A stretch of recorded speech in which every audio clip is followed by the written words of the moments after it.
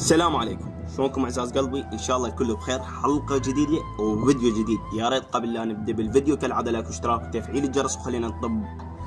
اليوم الحلقه مؤثره ومؤلمه بنفس الوقت.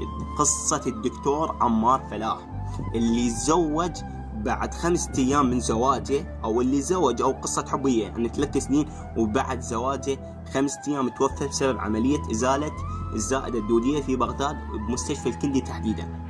يعني ايش تحكي قليل على المستشفيات وعلى الصحة العراقية الفاشلة بين قوسين، والله العظيم بسبب التخدير الموضعي الفاشل، اللي حتى انه المريض او يعني اللي يجري العملية حتى انه يتحمل العمل بسبب انه التخدير الموضعي المنتهية صلاحيته اللي يعطونه للمريض اللي اكسباير. وين الصحة العراقية عن هذا الموضوع؟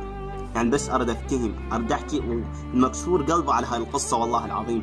يعني قصة حب 3 سنين تنتهي بموت بسبب يعني مستشفى او اغلب المستشفيات العراقيه الفاشله اللي تستخدم هذا التخدير الموضعي المنتهي صلاحيته، وبسبب هاي الادويه الفاشله اللي اكسباير. ايش تحكي قليل بحقهم، لان ازبايل بين قوسين، والله العظيم هاي المستشفيات العراقيه فشل عن فشل، من اسوأ الى اسوأ. خلونا نشوف الفيديو ونرجع لكم. حقيقه الفيديو مؤثر.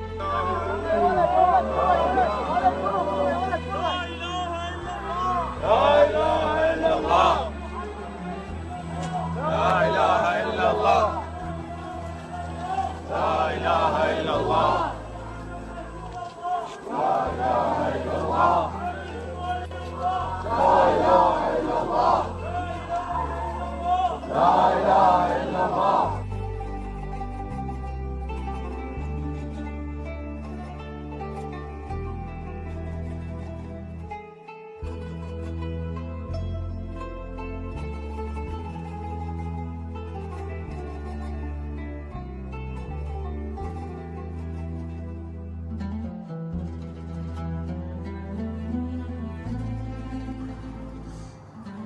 حبايب قلبي، شفت الفيديو؟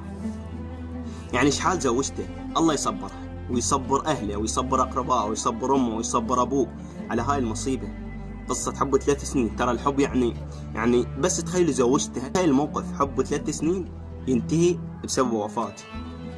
الله يرحمه. واللي نطلبه منكم انه تترحموا له ويصبر زوجته وامه واهله واقربائه، وينزل نور على قبره، ومو بس ما ندعي له بالمغفره والرضوان.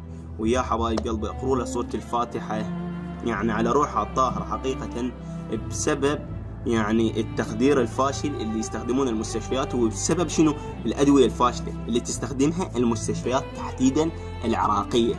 يعني تخيل العراق من أسوأ إلى أسوأ، والمستشفيات من أسوأ إلى أسوأ. حبايب قلبي، إلى هنا وصلت الحلقة. اللي نطلبه منكم قبل يعني لا ننهي الحلقة انه تتحملوا قراءة سورة الفاتحة على روح الدكتور عمار فلاح ويصبر اهل هذا المصاب الجلل. فيا حبايب قلبي، لهنا وصلت الحلقة. لا تنسونا لايك وشير والسبسكرايب. دمتم سالمين.